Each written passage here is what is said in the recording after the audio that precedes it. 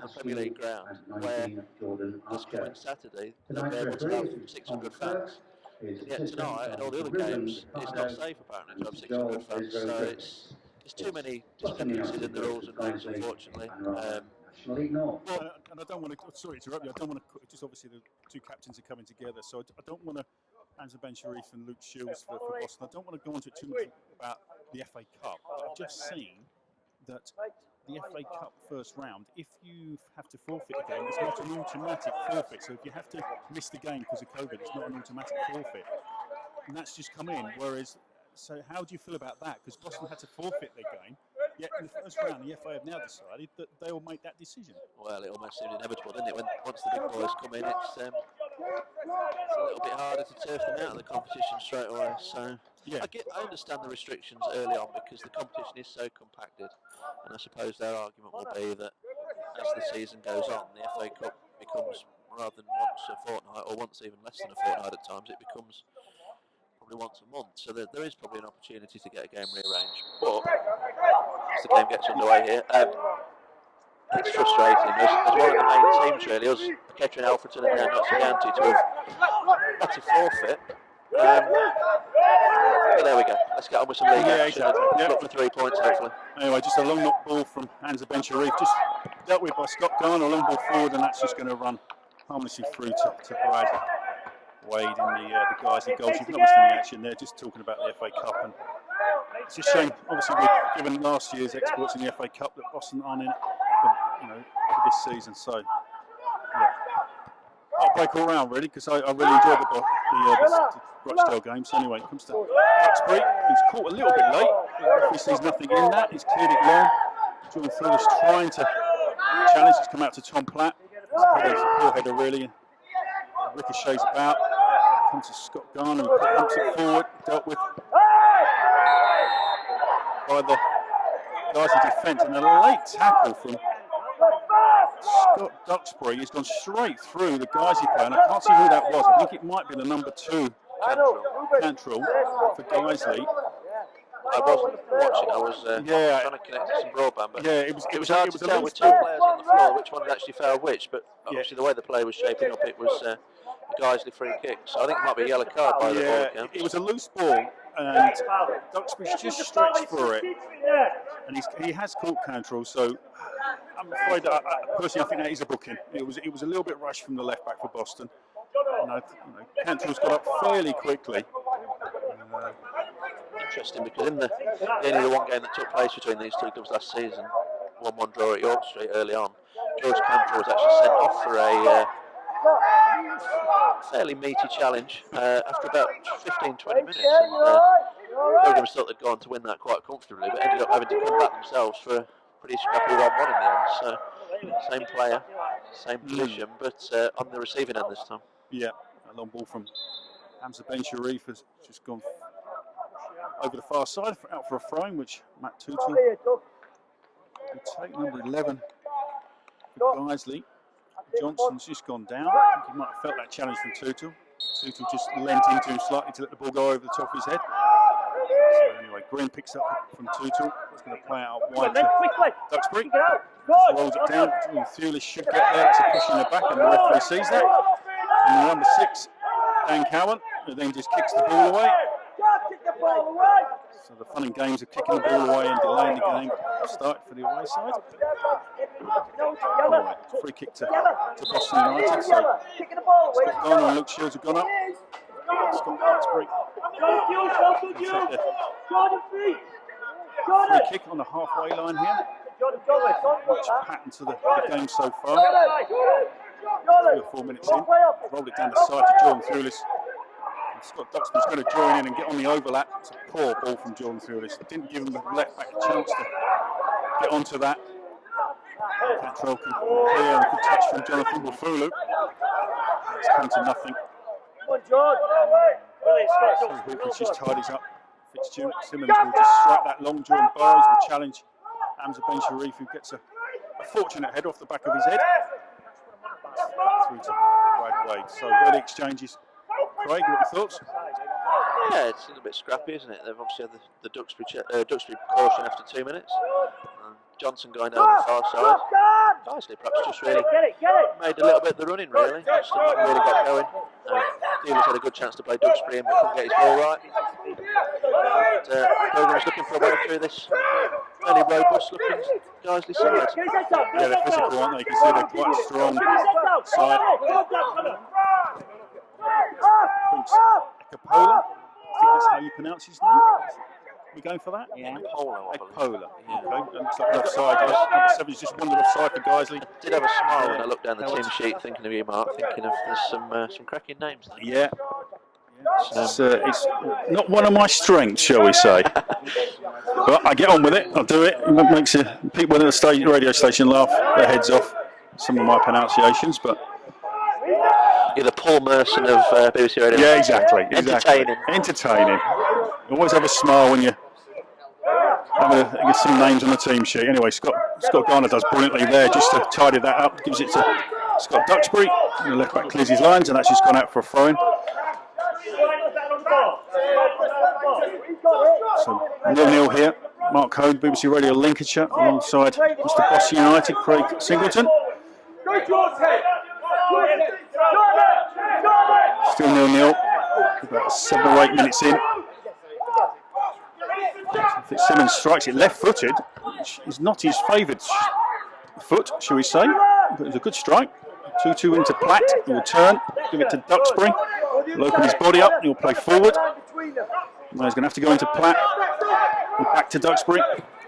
And that's a poor ball from the left back. He's had a little bit of an iffy start, I have to say, the left back for Boston. And that's clipped long. Harrott won't get that. Fitzsimmons bowls it out to Tutu. Back into Paul Green, who plays it round the corner. Good pass. Terry Hawkridge. A little bit of fluidity coming to Boston's play now. And it's a great reverse ball to Paul Green, who stayed onside. Reverses it in, and that should be 1-0, and John Burrows missed it. Great ball from Terry Hawkridge. Green, Cross and Burrow and Theory's both sliding in, but not able to make contact. And look, for all the money in the world, that was going to be first goal for the Pilgrims. Yeah, it's great play down the right-hand side. When Paul Green set that off, a little ball into Terry Hawkridge, who drifted inside and reversed it back to Green. And John Burrow, not sure why he missed it. Obviously, you might have replays. I don't know if the online stream does replays, but you might be able to see that. But I just thought John Burrow, with his left foot, would have side-footed that into the net. So a little bit of a let-off for Guiseley. It's kind of Demio just toes it out. So first opening for Boston. I think I'd say John Burrow should really have scored there.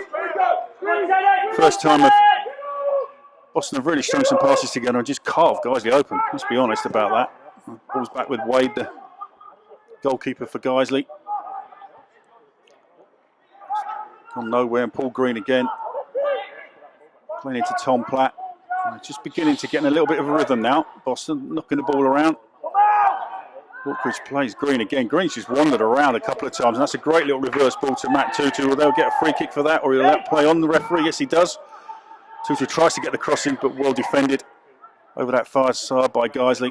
Guiseley try and play their way out. It's back to Cohen, who heads it long. Scott Garner will have to tidy that up. He's dropped off, and that'll be offside against Jonathan Wafulu. Yeah, Keane Harrott up front for Guiseley tonight. Has just come in on loan from Huddersfield Town. Played against us in the match at Canal side in pre-season a few weeks ago. As the Pilgrims won 3-2. He didn't score that day, but he was quite a lively player. He's been on loan at Harrogate before, so he's got non-league experience. Just as the flag goes up, John Burrows just drifted offside and then had to come back into play. And Jordan's going to debate that with the linesman. But I think he basically started in an offside position and came back into an onside position, so that's why the flag's gone up. So still 0-0 here.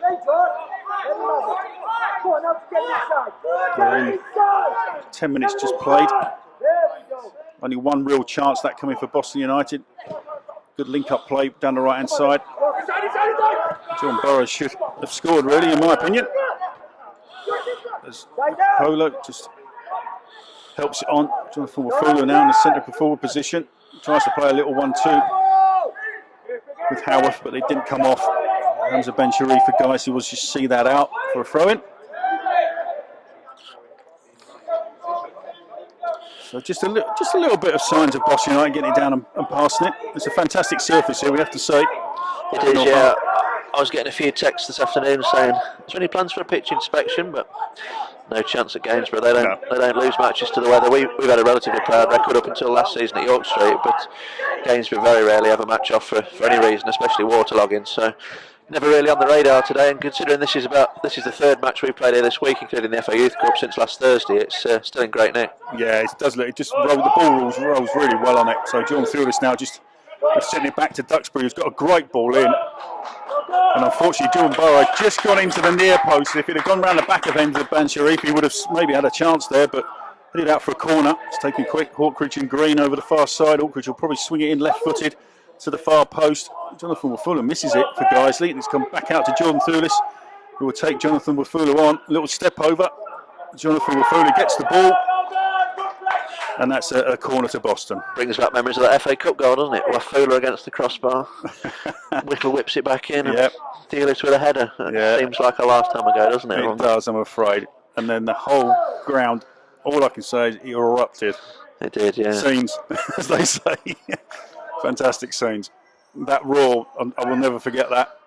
Anyway, corner to Boston. In swinging from Green. It's gone near post. High foot from the Guiseley defender. I think it might have been Cohen. He's had to deal with this. It's come back out to Hawkridge, who we know can deliver near post. I think it's Scott Garner there. Yeah, Scott Garner just beyond the near post. Try and help it on. He's tried to hit it. It was a good defensive header from the centre half of Boston. Yeah, the ex-Guiseley man looking for his third league goal in three games tonight. He scored at Leamington, he scored here on Saturday against Telford, so he's in great nick in front of goal, and I'm sure he'd love one against his old club tonight. Yeah, of course he would. Yeah, I'm sure him and Luke Shields are having a little competition, as Tom Black does brilliantly again. Just breaks play up in midfield, wins the tackle, and John Thulis escapes the right back for Cantrell. He's gone back now and he's got into the edge of the area. It's a poor ball from John Thulis. He never really set himself for that, but guys, you've lost it again, and it's come to Connor Demio. He played it to Green. Build up now. Tutu's going to go down the right hand side. He's able to get rear to the byline to put a cross in. John Thulis, can he head it back through? Shouts for handball, not given. Tom Platt trying to get it. And guys, he should be able to clear their lines through Cantrell now down this near side. Right-footed diagonal. Luke Shields should cut that out and does so. Green will tidy that up to Scott Garner. Back to Luke Shields, who will open his body up and just play forward. So good stuff from Boston. Just racking the pressure up a little bit. Terry Hawkridge fires a fantastic 60-yard ball. Ball of the day so far from Terry Hawkridge. Now Scott Duxbury trying to open up. Cantrell gets it to the near post. God, I missed that near post man out. So Fuller will give it to Cantrell. And he'll clear. Scott Garner will pick that up. Plays it back into Scott Duxbury. And Cantrell will get his body there. Feels the nudge and will go down. But good bit of play from Boston United there. John Thurston's been called to the referee. That's right. We commented at Leamington, didn't we, how well Duxbury did getting forward and driving at his fullback and getting crosses into the box, and it looks like he's equally intent on doing that tonight. Yeah, exactly. It's a good little build-up play down this left-hand side. Like I say, Tom Platt doing Tom Platt things. He just breaks play up so easily in midfield. You know, and I thought, dare I say, we might miss Brad Abbott as a Boston United reporter, but we haven't really. And that's nothing against Brad. He's obviously seek to go elsewhere for whatever reason, and you know, he's been replaced by Paul Green, who I think's had a really good start to this season. I thought he was really solid at Leamington, and he's been the catalyst for most good things here tonight so far. It was a strange move for me from within the club, and I think you agree with that from an outsider, really, that with all respect, why would you want to make that move? I'm not sure whether he would have played too much. I don't know, but hey ho. Yeah, exactly.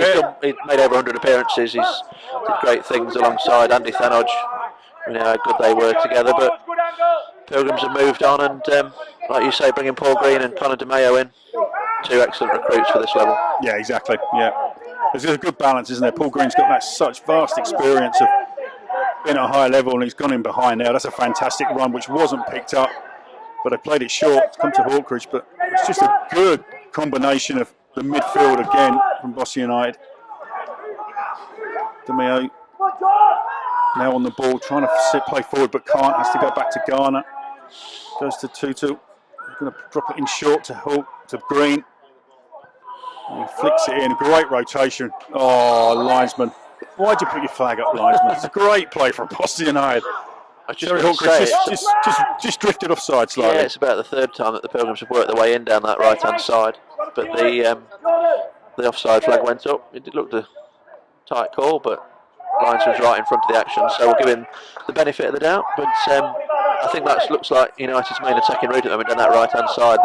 They've worked 2 or 3 openings, and they'll be looking for more of the same in the next few minutes. Yeah, Paul Green's just drifted over to that right-hand side, and midfield players, central midfield players for Guiseley, don't follow him out there, and that's the joy of having them 3 in midfield.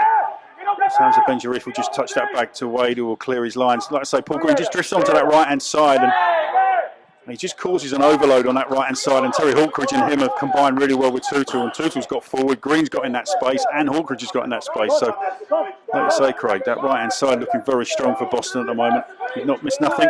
Predominantly a very young Guiseley side as well tonight, with obviously the exception of Hamza Ben-Sharif, who's played regularly for various clubs. I presume he's a player you saw quite a bit of at Lincoln City. Yeah, he played with my son Danny quite a bit there, and was a good influence on Dan, to be fair to him. That should be a Boston United throw, and it is. Yeah, it was a good influence, Hamza Ben-Sharif. You know, he's a good player. Probably never fulfilled his potential, but he's been at Guiseley a few seasons now, so obviously happy here. Yeah, I think it might be perhaps his 3rd season. He's been at York as well in between times. Yeah. Not the happiest time there, I don't think, because they've obviously not had great fortunes recently, but big name signing really for Guiseley when he came in. Yeah, interesting battle that will develop, I'm sure, between him and Jordan Burrow as the evening wears on. Not a free kick given from the ref. Tom Platt wanted a free kick, but it wasn't given, so Guiseley have possession. Covering the centre half, comes into play, and Connor Dimio has given away a foul against Cohen. So it's 0-0 here. We've had 15-16 minutes, I would say, of this first half. 0-0. Mark Home, BBC Radio Lincolnshire, alongside Craig Singleton. We tried to play it quickly, guys. He's going down the side of Jordan Thulis, but Thulis got a toe in, and this looks like a long throw.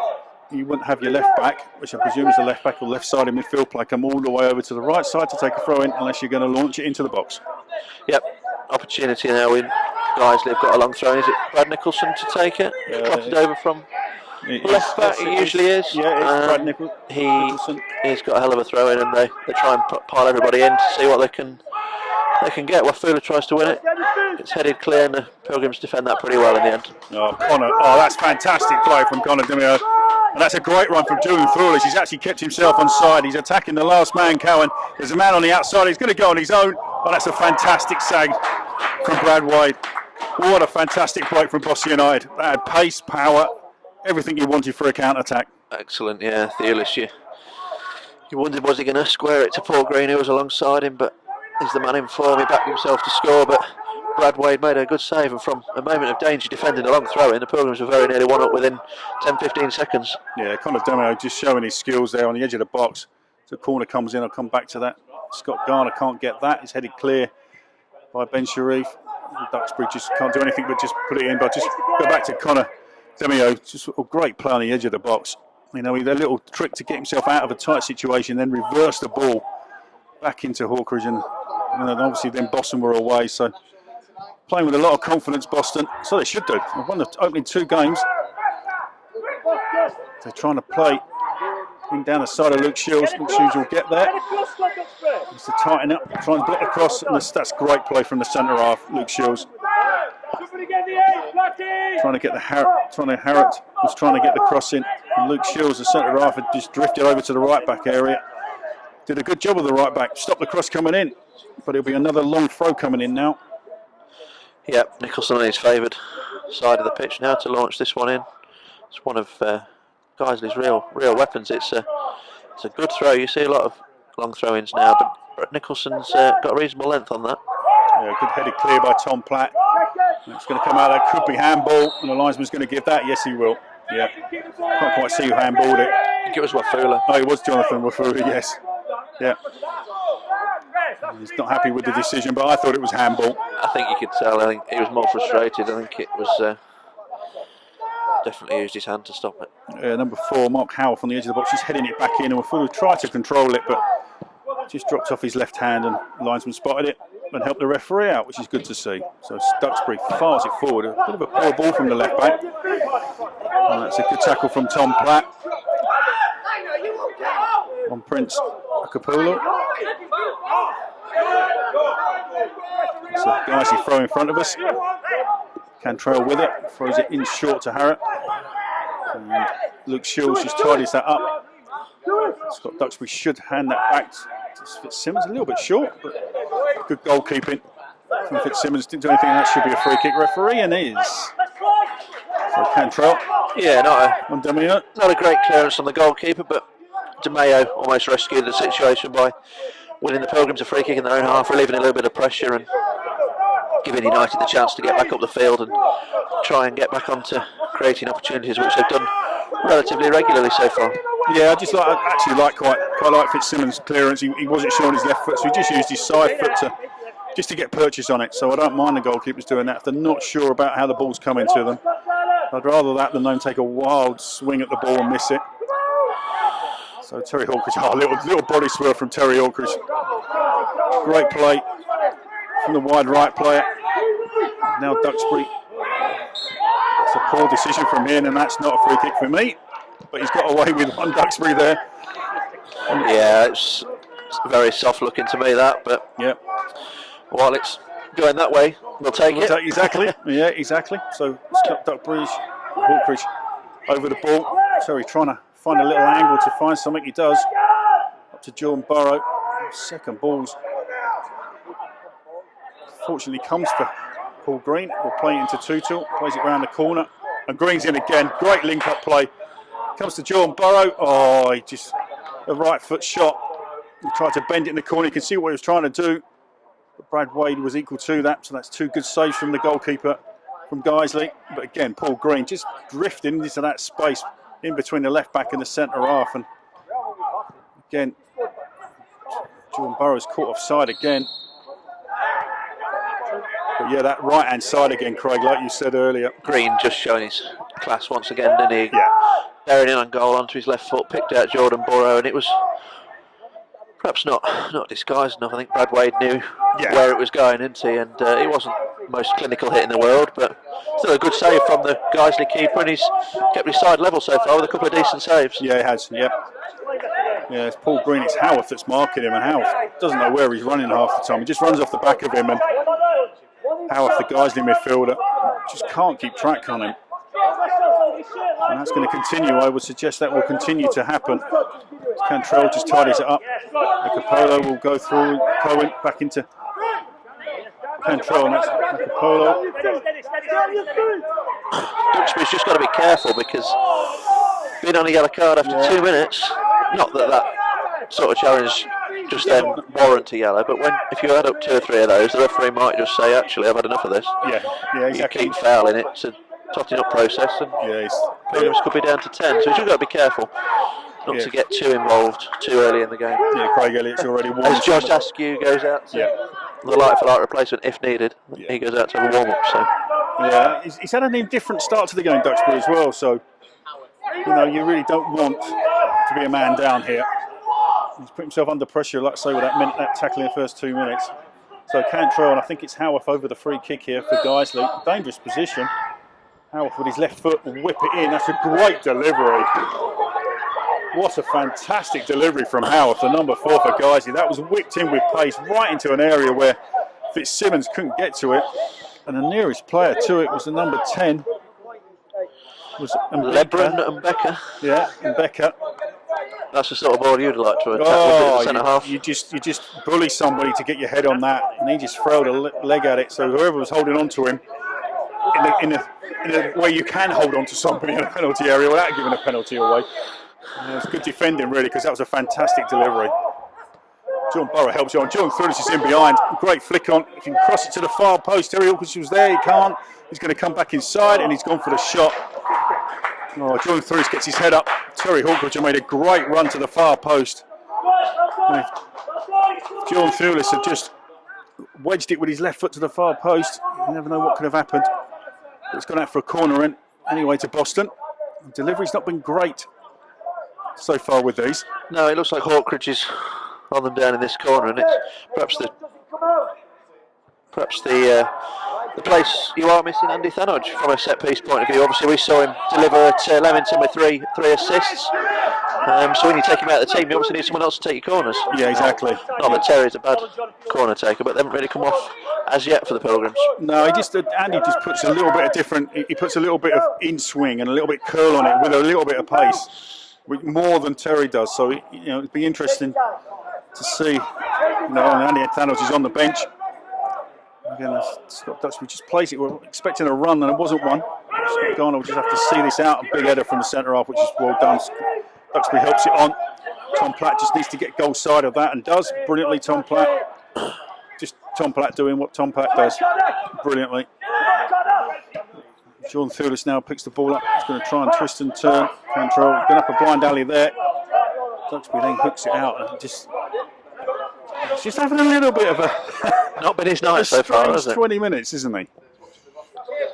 It's one of them. You mentally, you just got to stay strong. Keep shaking your head, but stay strong and believe in yourself when things like that happen. Sometimes you do have 20-minute periods in games where you're like, you can't do anything right.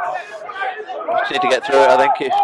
Make sure you don't do anything that's going to lead to a goal or get yourself sent off. Yeah, that's the most important thing. Is ride it out. Yeah, concentration. Do not do a silly foul, which then puts your side under real trouble. If you're having a bad time, try and get through it without making any silly mistakes, and that should be a Boston United throw. And is Scott Garner just seeing Jonathan Wafula out. Got into it, Jonathan, really, yeah. The ex-Boston United man. Luke Shields and Scott Garner have dealt with him so far quite comfortably. I hope I'm not jinxing that. I'm sure he's come here tonight with a massive desire to prove a point, perhaps, because like you say, he often wasn't a regular. Did a good job when called upon, but perhaps he's coming here tonight thinking, I'd really like to show them what they're missing out on. But like we say, he's playing in a different role for guys here, a role that we didn't really see him in. So yeah, it's just Boston United just try and work an opening and can't. Guiseley snuff that attack out. Comes up to Johnson, who's going to go long. Will that be offside? Yes, it will be. Luke Shields slips, but it doesn't matter. Harrod had gone offside, so free kick to Boston. We've played. We've played 20 into the 27th minute. Still 0-0 here. Mark Hone, BBC Radio Lincolnshire, alongside Craig Singleton. Boston United against Guiseley. National League North, 0-0. Oh, it's a poor delivery from Fitzsimmons, and that could be the first goal. It's hit the bar. What a fantastic effort from Harriet. Fitzsimmons with a really poor clearance. One touch, Harriet, left foot, cleared him, and it hit the top of the bar. Really unlucky from Guiseley, that. God, it was a poor clearance, wasn't it? Harrods hit it, and you just got your heart in your mouth thinking, where is this going to land? I thought it was in. I did. So did the goalkeeper, I think, just utter disbelief. But is that the stroke of luck that the Pilgrims need to settle themselves down and really go and stamp their authority on this game? Yeah, John Burris just loses his temper with Cantrell, who's committed the foul on John Thewlis and then kicked the ball away. And Cantrell will be booked for that. Whether he's booked for the foul or for kicking the ball away, I don't know. But he's in the referee's book. So Cantrell booked. And we have Scott Duxbury booked as well. Sorry if you picked up any bad language from the touchline. As the Guiseley management are not happy. And a little go at the referee, who's the assistant linesman, who's then just having a little conversation with him. Anyway, so Duxbury is going to play it wide to Hawkridge, just open the angle up, back to Duxbury. So two crossfield balls to Duxbury. Oh, that's a push in the back on John Burrow, but you won't get a penalty for that. But John Burrow didn't make anything of that. So Guiseley come away with it. Johnson down that left-hand side, left-footed. He'll try and slide it down the line to Wafulu, but Tutu did well just to block that. I mean, that was a fantastic effort from Harrod. could have put Guiseley 1-0 up against the run of play, you'd have to say a little bit. As Paul Green just gets it tucked under his legs, and then Tutul. Yeah, I think it was challenges. Guiseley's first effort on goal, wasn't it? And it wasn't really an opportunity as such. He picked it up from nowhere and seized upon the mistake and had a go. It wasn't. It hadn't come from a period of good Guiseley play, but fair play to the lad. He very nearly gave his team a lead that would have been against the run of play. Yeah, great first touch to set his left foot up. A little left foot outside of left foot just to curl it and try and drop it over the top of Fitzsimmons, and very, very nearly did so. Anyway, so still 0-0. Guiseley with a free kick, right footed, goes to the edge of the penalty area. Luke Shields with a fantastic athletic header from the centre half. Clears his lines, and it's cleared again from Terry Hawkridge, and Jordan Lewis outwits his man. For me, that's not a free kick. Brad Nicholson lost his footing for me, and then Jordan Thulis is in on goal. Ooh, I'd love to see a replay of that. Let's see if we're just in time for the streaming replay. That we might be as we get cleared here. Yeah, well, it looks like we're going to have a chance to see that. So you're thinking brilliant. Thulis has won the ball. Has he fouled him? Oh, I don't know. I can't tell. It was very soft. Yeah, the lad slipped. So the two lads that are booked are having a little chest-to-chest and confrontation. Duxbury and Cantrell. Referee's just calling the two captains together, I think, to say, just calm your left back and your right back down, because they're both on yellow cards and they're having a go at each other. So yeah, Ben Sharif being called. Well, it's actually I've perhaps done Duxbury a disservice there. It's not really Duxbury involved. It's more Cantrell and Ben Sharif to try and calm his man down who's just been cautioned. Yeah. So Cantrell's been involved in a lot of things tonight. I think that's our last warning for Cantrell. You step out of line again, and you're off for the second successive season in this fixture. So he's really walking a tightrope now for Guiseley. Yeah, and who's he got the mark? Jordan Thulis.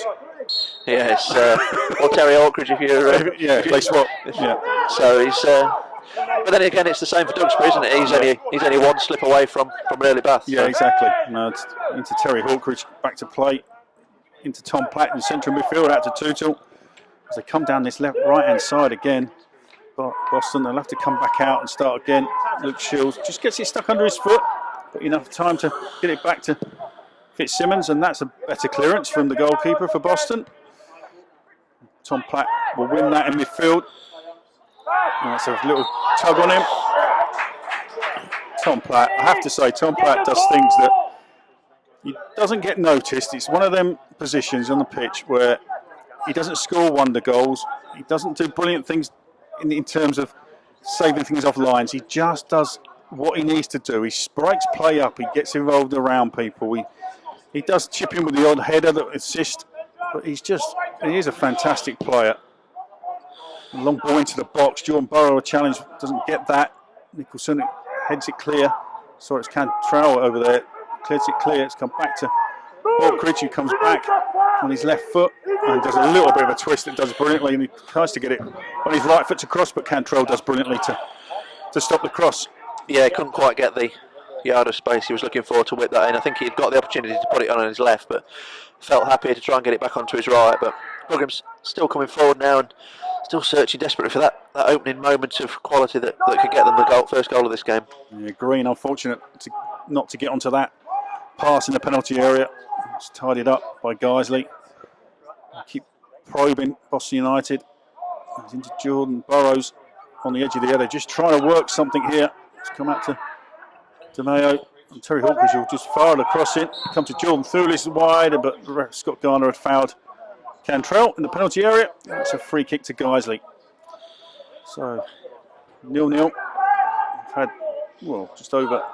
Coming up 34 minutes. So still 0-0. Mark Cohen, BBC Radio Lincolnshire alongside Craig Singleton. Boston United's can never remember what you actually do, Craig. The only reason that is because you do so many jobs. Media manager. Primarily secretary nowadays. Media manager. Commercial manager. And media side. So yeah. Basically you just do someone's just tweeted in, obviously as we're on live stream tonight. Neil Dawson says, commentating and tweeting at the same time. Is there no end to my talents? Well, that's very nice of him to say. It is hard tonight, summarising and trying to tweet, but it was even harder last Thursday night for the FA Youth Cup game to actually try and do the main commentary and tweet. That was hard. That was I did difficult. find that difficult. But summarising, you can just take your eye off the ball for a minute or two and leave you to the real stuff.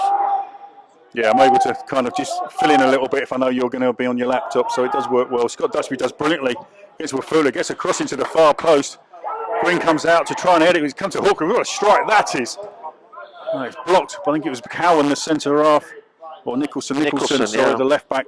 Got a foot on that because that was travelling from Terry Hawkridge. And again, the Pilgrims pushing forward, trying to get this opening goal. Guiseley just holding firm at the moment. John Burrow having the best chance for the Pilgrims. And then Harrott for Guiseley hitting the crossbar after Fitzsimmons' mistake. It's poor clearance, but strange really, isn't it? Pilgrims have bossed it really, you'd say, territorially, but Guiseley have had the one effort against the woodwork, the closest. Yeah. Here we go. Jordan Burrow, a shot on goal. Oh, that was going into the corner of the goal, and fantastic flying save from Brad Wade. What a strike from Jordan Burrows. 25 yards out, it fell beautifully for him. Right-footed shot, and that's a fantastic save from the Guiseley goalkeeper. Yeah, great strike. He lined it up, just let it bounce, set it up nicely. Arrowed it towards the bottom corner, but again, Brad Wade, that's his third save. That's the save of the night so far. Yeah, it's a full stretch to tip that round the post. Hawkridge takes a bit of a hook that slightly, and Tutu now comes away with it. We'll give it back to Hawkridge. He'll cut back on his right foot with his left foot. No, he's going to give it back to Tutu, and runners all over the place for Boston here. Oh, Tutu hits the first man, which is disappointing. But outside of the right foot, plays it in. It doesn't fall for a Boston United player. And away comes, there's Tom Platt. And again, and he gets just breaks play up, gives 2 or 3 people a chance to get back. They have got runners over the far side. Hawkridge with an important touch. John Burrow wins it well. Hasn't got a runner though. DeMeo comes into it. You get another chance at it. Could go to Green. It could be offside, yeah, there'll be offside there. DeMeo just held the pass. And Paul Green just went a little bit too early. The space was there, but Connor just delayed his pass, otherwise he would have been in, Paul Green. Unfortunate, great piece of play really to. He got slightly fortunate with the first bounce of the ball, but then to hold on to it and release it, but he just couldn't quite time it with the run of Paul Green, and it was almost a picture book goal for the Pilgrims. Well, he didn't end up having a shot, did he? But you'd have fancied him to score from inside the box had that move been allowed to go on. But that's what we've seen a lot of, haven't we? Nice little bits of play, but just not that final ball just yet from United tonight. Yeah, just not sustained enough attacks for me at the moment. They've had a lot of possession, but just not sustained it enough to really get Guiseley moving around in their shape, because they've been able to keep their shape for the main, and hence it's 0-0 still. About 5 minutes to go to half time. So good play down at Cohen, down the side there with a polo, but that's going to go out for a goal kick to Boston. But no, they're just not sustained it enough. There's not been phases of attack, where they've been, one cross coming in and another cross coming in. It's just broken down a little bit. Yeah, that's right. They've got into some good areas, more so down the right side tonight than the left, with Hawkridge and Green and Tootle joining in at times, but still looking for that one piece of quality to try and find this opening goal. Yeah, John Burrow just lost control. Duxbury did well just to find him, but then John Burrow with a poor clearance, and that's broken down off Johnson. Tootle doing well to shut the left winger down for Guiseley. And Terry Hawkridge just drifts inside looking for a runner. Gets one. John Burrow does brilliant to find his man. That's great play. John Thewlis against Cantrell. Cantrell, to be fair, does brilliantly there. That's great defending from the right back from Guiseley. But again, just carved open. You just need to sustain this now. Can you get the next phase of attack? Can you get a next cross in? Scott Duxbury going to do brilliantly there. Tries to get round and does brilliantly. Left footed into the box. Oh, and John Burrow just a side foot left foot shot. And Brad Wade falls to his right hand side and saves well. But again, Boston United. This is what I mean. Just get the attacks going. Duxbury's finding his feet, isn't he, from an attacking point of view? Good bit of strength to get past his man, get the ball in. And not much of goal to aim at, unfortunately, for Jordan Burrow, but he made himself an opportunity and forced Brad Wade into another save. Yeah, just Terry Hawkins just drifts off that side. DeMeo now going into the penalty area, trying to work the ball for a cross. Big clever feet, great cross. Well, it falls to Paul Green, who can't quite pick it up, and then it's cleared, hacked clear. Luke Shields gets turned by Harrott. And then Scott Duxbury will just have to be aware of this. Oh, he does brilliantly there. Scott Garner with a last-ditch tackle. Jonathan Fuller was nearly the other side of him. Duxbury initially needed to not fail his man because he's on a yellow card, and then Scott Garner, even more crucially, as I think it was Wafula just looking to stride clear. Garner's timed his sliding challenge to perfection and got the ball out for a throw-in because Pilgrims, for once, Luke Shields caught out there by Harrod and Guiseley onto the attack. Yeah, just players just having a break at the moment, obviously from end to end, so they're just getting some gulps of air, shall we say, just to help try and get themselves back. It's taken an ages for the throw, this throw to be taken. It's probably taken a minute and a half just to get the throw taken. Everybody just having a breather. So throwing short to Howarth. And for all Nicholson's long throw prowess, that went 10 yards short to Howarth, who's chipped it into the box, and Pilgrims cleared it pretty easily, really. Yeah, Jordan Fields can't pick that up, bounces over his head. Cantrell will drop it back to Wade, who's been probably the busiest player on the pitch, I would suggest, with 3 great saves from him, to be fair, to keep this at 0-0. Just coming up to half-time. This is actually the longest now a Boston game this season's gone goalless. I think we got to 39 minutes at Leamington 2 or 3 weeks ago. Yeah, it was 3 weeks ago just tonight, before half-time. So, about this time that they scored at Leamington. Yeah, so we're actually slightly further into this game now, so it's about time we had a United goal. Yeah, Hawkridge to Duxbury. He's just going to go down the left-hand side. So he swings across in a poor cross, to be fair. Tom Platt just breaks play up again. Tom Platt just slows play down for Boston brilliantly. He just allows people to get round people, doesn't he? He's able to put that pressure on, that initial press, to stop players passing forward, and that allows his fellow colleagues to get round him. He's fantastic at closing people down, the opposition. And he often looks as if he's about to give a foul away, but just manages to do enough to do it legally as such. Integral part for me. He's an integral part of how Craig Elliott will play. I think I said to you at Leamington, pound for pound, light for light, he's probably Craig's best signing. Him and Luke Shields really have been at the heart of it for the last 1 and a bit seasons now, and they're fantastic, aren't they both? Yeah. Luke Shields very rarely let you down. At this level, Luke Shields is really, really good as a centre half. As Terry Hawkins comes in, he's going to try his left foot shot. Good break to John Frulis, who smashes a right foot volley wide.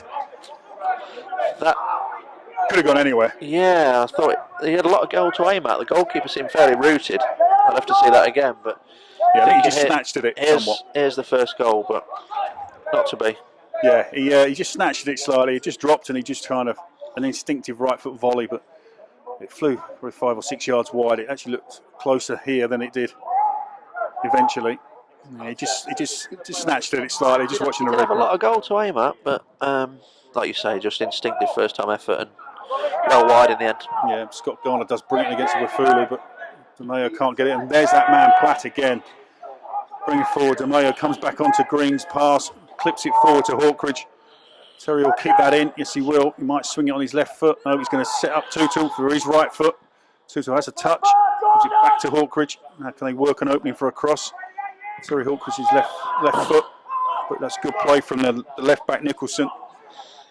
Didn't really realise how good Terry Hawkridge was. He's not someone I'd really watched play. I know he'd obviously been part of the Lincoln side under the Cowleys that went on to do great things, but it's not to actually see him up close every week how skillful he is. He can cross it with either foot. I think he's going to be a massive player for Boston this season. I think he is. His deliveries are really good either foot as well. They're just normally on the money, especially certainly at Lincoln City. He created so many goals from them crosses. He cuts back. It's great play. DeMayo just trying to keep his feet. Can't keep his feet. No penalty there for me. John Thuris gets the ball back. Paul Green now in possession. He's going to have to go through a polo, but he can't. And Wafulu comes away with it. And he's got Harrod as his only runner. So where's he going to go? He's going to drift inside, take Scott Garner on. It comes to Howarth, who's going to have a shot. Tutu will just let the keeper come and get that. Danger gone. Well, there's a little bit of a danger sign. That was Fitzsimmons. That's a great strike. Oh, just over top. And that's fantastic. Keeping up is from the Guiseley backroom staff member.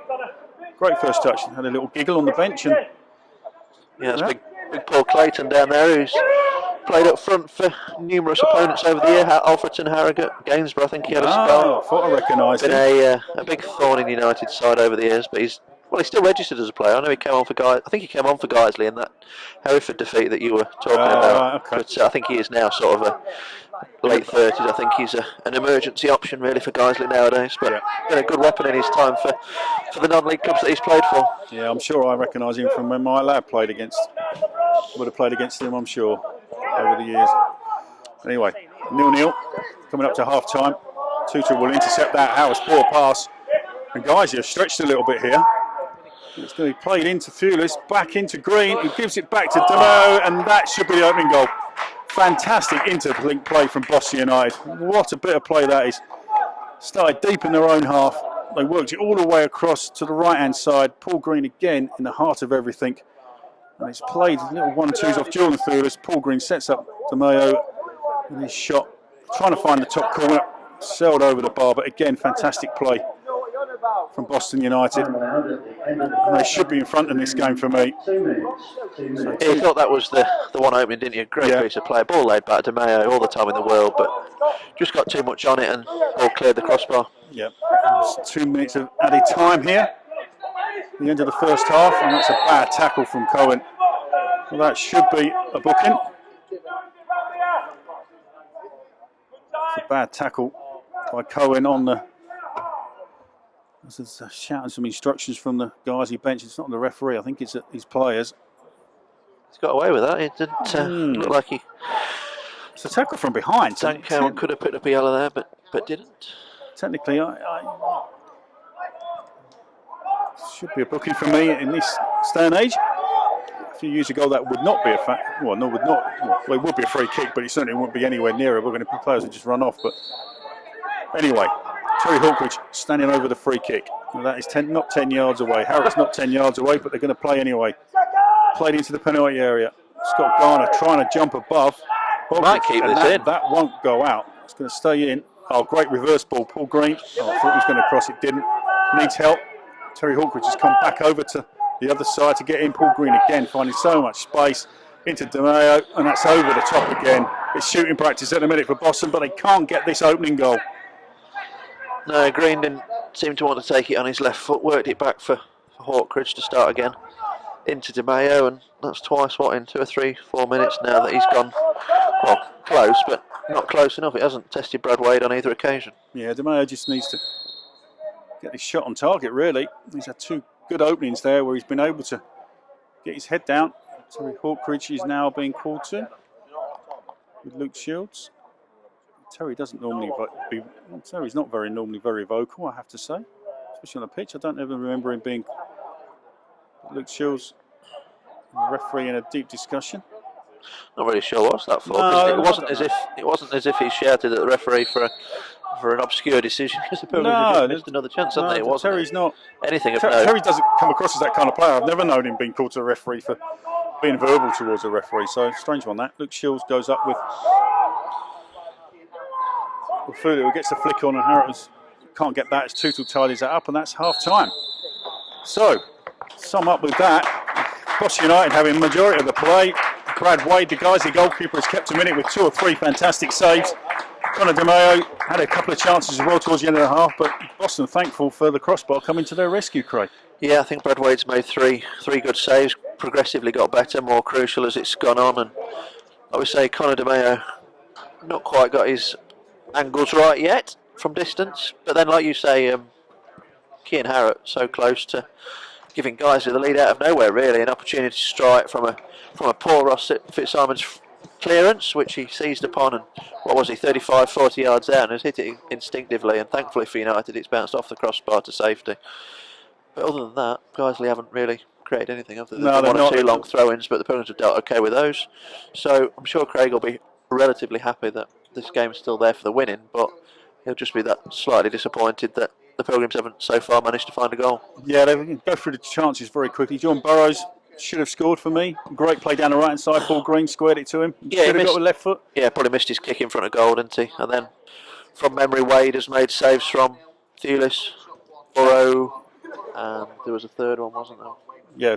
That's it. Yeah, 2 from Burrow. Two from Burrow. Yeah, the one on the left. The one he should have done. The third one of which was the best save, wasn't it? It was arrowing right to the bottom corner. Yeah, and he's fine. plugged it out from giving United the lead. So, and then as we got towards half time, there's two decent bits of play in and around the box, and Conor De Mayo just leaning back potentially on both occasions and clearing the crossbar. Yeah, so I would say a bit of a frustrating half, because they've opened up Guiseley at will at times. Although for me, there's not that consistency of attacks to really draw Guiseley out. You know, a lot of the times it's been sporadic play, good play, and they've opened them up a couple of times, but then the next wave of attack doesn't happen that quickly. So, you know, guys are able to then get back in their shape quite quickly. Yeah, it's not been wave after wave, has it? It's not as if they've been pulled out of the positions time after time. It's happened, like you say, in frequent spells. It's not been 2 or 3 attacks all in one go. It's been attacks relatively regularly, but without that incessant nature of 1, 2, 3, bang. It's they might need to try and get that for the second half to try and find this breakthrough. Yeah, so 0-0 here between Guiseley and Boston United, with Boston having most of the play here. It's Mark Hearn, BBC Radio Lincolnshire, with Craig Singleton, and we'll be back for the second half, and hopefully Boston get 3 points and continue this winning run of 3 out of 3 in the league. So, welcome back to the second half. Players are out. We're just about to kick off. It's 0-0 here between Boston United and Guiseley.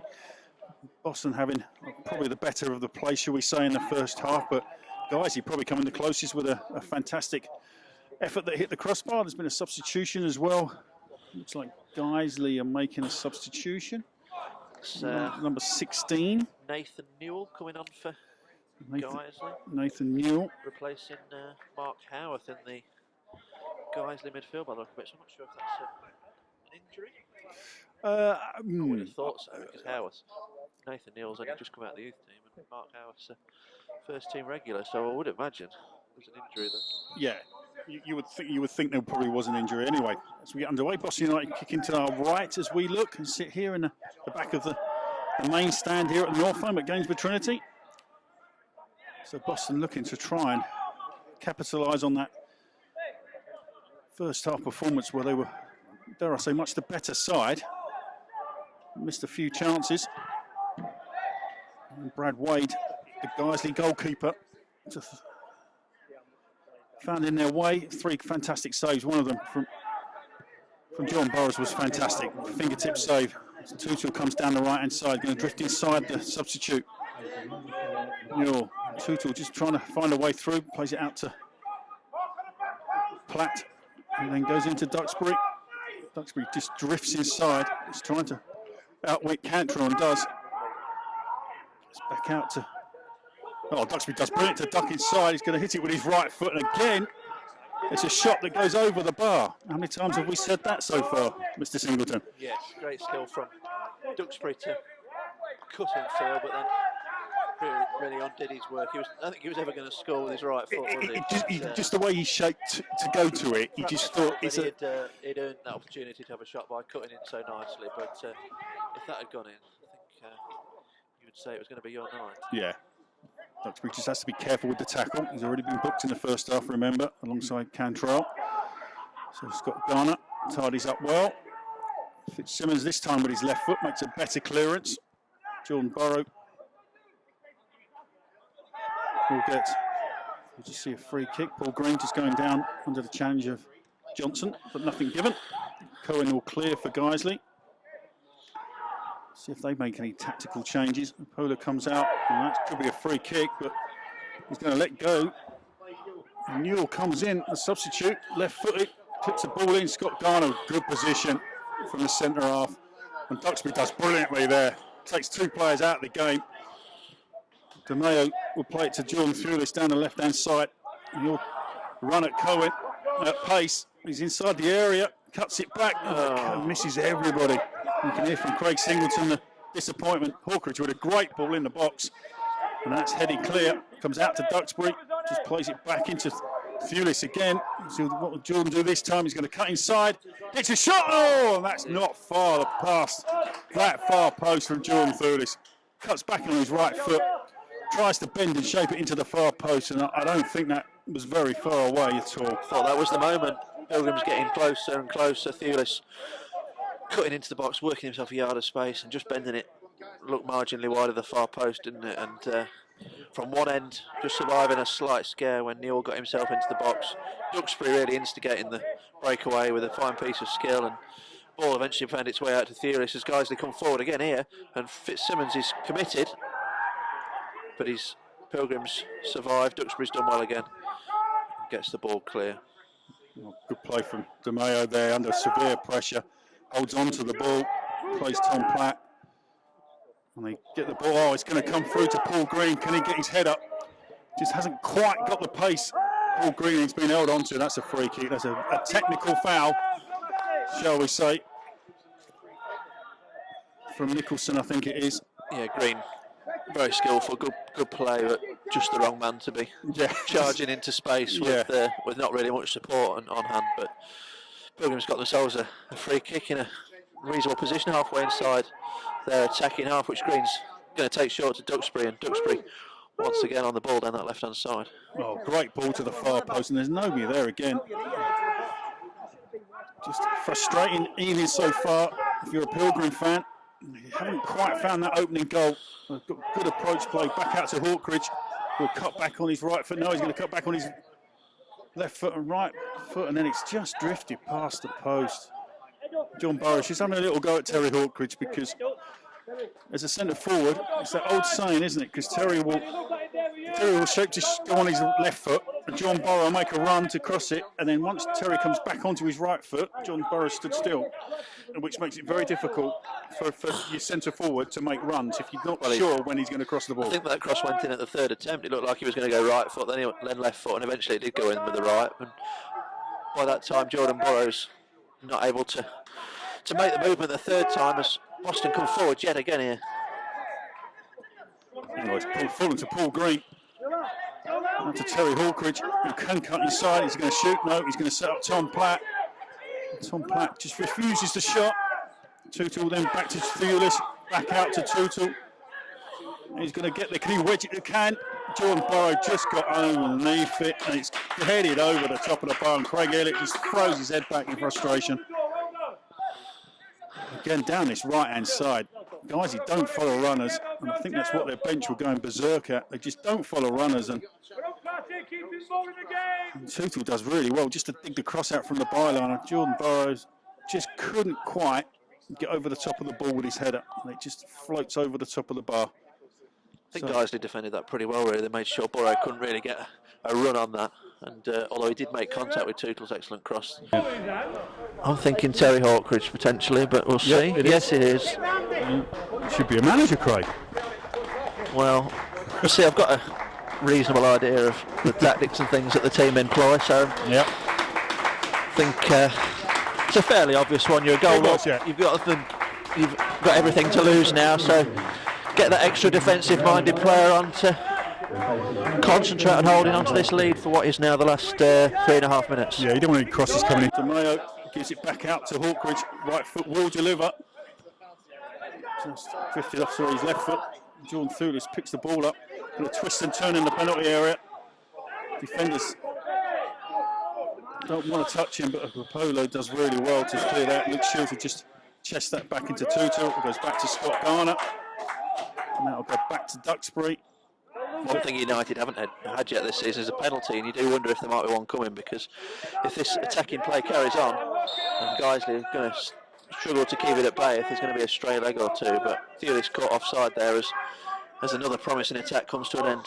Yeah, it's just, I'm finding it frustrating. So it must be really bad for Craig down there, Craig Elliott, the Boston manager. He's clapping these players because they are on top of this, and they're certainly the team with the threat going forward.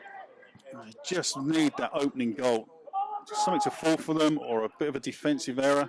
De Mayo tries to get through, and Tom Platt plays a great little ball, and Jordan Thewlis just probably proves he's not a central midfield player. Just gives the ball away. Scott Garner just comes across as the left side of centre half and hits the ball out of play. And it's played in midfield from Guiseley back out to Nicholson, who gives the ball away poorly. Now this is a chance. Terry Hawkridge to run at Nicholson. Which way will he go? He's gone inside. Oh, that's a bad tackle from Nicholson. That was a terrible tackle, and he should be booked for that. That was a late lunge on Terry Hawkridge. I think it was Nicholson who gave the ball away, his own desperate attempt to make amends and win it back as Hawkridge Sarland across the pitch, and all ended pretty unceremoniously by a bit of a hack right on the edge of the box. And no Thanodge tonight, so it's Conor DeMeo territory. I've seen him stick a few in at training this season. Let's hope he's just finding his rhythm here with a what 20. He's in the D, isn't he? 20 yards. Maybe just slightly too close, in all honesty, because he's got to get it potentially over the wall and then back down again. But I've just seen Craig Elliott just point at the substitute, which I'm sure would be Andy Thanodge, because you would want Andy just to come on. You need a special teams like they have in NFL. When it gets this close to goal, you want Andy Thanodge just to be put on and brought off. We never saw a Thanodge goal, did we, up until early last season? And every free kick he took, you felt there was genuine. He was going to score. Yeah. Starting at Hednesford in the FA Cup, and then Carshalton in the FA Cup, and he just carried that on. He scored some fantastic efforts. Hawkridge actually looks like he fancies this, so perhaps DeMeo is getting pushed to the side. Yeah, Hawkridge looks like he's the one that's going to take this. Now, unlike most things that have happened tonight with shots for Boss United, hit the target. I think he's going to drive this low to Wade's left it, I guess, looking where the wall is. It does look to potentially be a route through there, but I'm not sure whether it's just air angle. Hawkridge takes it and scores! Right-footed, low to the keeper's left. The keeper got a hand to it, but couldn't keep it out. Boston take the lead here against Guiseley 1-0. Just had that feeling, it just shaped up exactly where I expected him to put it. He's driven it so hard, got it around the wall. Brad Wade unable to keep it out. And the Pilgrims finally get that goal that their players so richly deserve this evening. Yeah, 14 minutes into the second half. Terry Hawkridge opens the scoring for Boston. It's no more than they deserve, to be honest. A poor foul on Terry on the edge of the area, and it's Hawkridge who picks himself up and blasts it through the wall past Wade in the goal. Retribution, really, because he was hacked down pretty. Yeah, he was pretty crudely. There's no bones about that. As he was going to try and have an attempt on goal, and United now got that opening goal as they now search for a very quick second here. Yeah, Nicholson just manages to head that clear, but again, Platt will pick it up to 2-2. Back to the goal scorer, Hawkridge. And then again, no runner following DeMeo. Oh, he just squares it, but Fulis will try and get that. That might have been that should be offside, but it's not been given. DeMeo still has the ball into Fulis. Hits a defender's chest in the penalty area. Terry Hawkridge and Luke Shields will tidy this up. Luke Shields just gives it to Hawkridge, he just plays it back. Appreciation from the directors sat in front of me here. Let's come out to Duxbury. Where's Duxbury going with this? Just going to cut back inside. Cantron does brilliantly. He'll cross it first time. And that's great defending from, I think it's Ben Sharif there with Jordan Burrow. Good contest between them two. Yeah, two big lads. Great ball again from Duxbury from the left. Burrow just getting in at the near post, trying to get his head on the ball, but Ben Sharif in there, the nick of time to rescue his side and win Boston another corner. Yeah. Corner to Boss United. 1-0 up here. Mark Hone, BBC Radio Lincolnshire. Hour gone in this contest. Terry Hawkridge put Boston in front. So the corner will come into the near post. Keeper punches it. It does really well, to be fair to him, under immense pressure. Alongside me, Craig Singleton. Boston United's commercial manager, media manager and secretary. Yeah, you just got to hope now that Guiseley are obviously going to have to come out and attack a little bit more. So can the Pilgrims profit with that? They're already well on top, but can they now take advantage of the gaps that will inevitably have to come if Guiseley are going to throw a load of men forward? As it looks like Mr. Kirk maybe getting another yellow card out of his pocket for Jonathan Wafula for a bit of a hack there at Matt Tootle. Yes, I think he is. Another caution, and that's got a little bit physical from a Guiseley perspective second half, hasn't it? They're trying to upset Boston. Now that's the only way I can describe it. They're trying to upset them in terms of the physicality and putting them under pressure, but Boston have got enough experience in their side now, and enough heavyweight, shall we say, in terms of physicality to deal with that. Like I said, I think Craig Elliott's got a side here that can deal with most things that are going to be thrown at them this season. What a fantastic ball that is from Duxbury. fisted away by Wade. Comes out to Paul Green, who'll recycle it to Hawkridge down his right-hand side. Nowhere to really go. He's going to have to go back to Tootle, back into Platt, back to Tootle. Needs a little bit of a release pass. He's going to have to go back to the goalkeeper. And Fitzsimmons will just hit that slightly wrong, but oh no, Jordan Thewlis. Oh, I thought he was in. But he was onside, and yeah. I think he looked initially, but he was onside. But Ben Sharif just ran on the cover and tidied that up, didn't he? He did, yeah. So, but there's signs here that you fancy Boston to go and get this second goal, and that would be game over for me, I think. I can't see Guiseley getting 2, certainly not 3. I know stranger things have happened in football, but Boston have got too much for Guiseley here. And they're playing some nice stuff, one side of the pitch to the other. They just look well coached, and they've got everything in their locker. Duxbury he's going to have a tussle with Cantrell, the 2 players that have been booked, that are up against each other. They both pick themselves up, both have words with the referee. That's the one worry. Someone like Duxbury's just got to be careful playing at fullback if he's going to have a Guiseley going to now play on the break and having a pacey attacker running at him. Yeah, exactly. One false move. And yeah, you just got to be careful. You just got to be so concentrated. If you're on a booking and a referee knows you're on a booking, and Scott Garner gets sucked under the ball there, and Luke Shields makes a bit of a hash of that.